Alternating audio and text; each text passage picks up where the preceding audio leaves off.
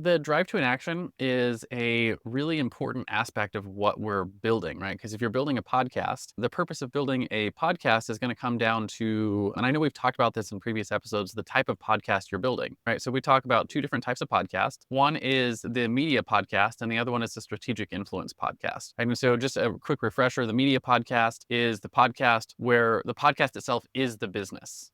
Right. And so Right. when the podcast is the business, these are your big podcast names, Joe Rogan, the Daily Wire, stuff like that, where the podcast is the business and the business model is get eyeballs and with those eyeballs, put advertising in front of them or salegated content of some sort. Right. And that's the model. And so that advertising pays the bills for all of the stuff. And then the podcast itself is a business. So you got very different KPIs and very different calls to action that you'll be using on those kind of things.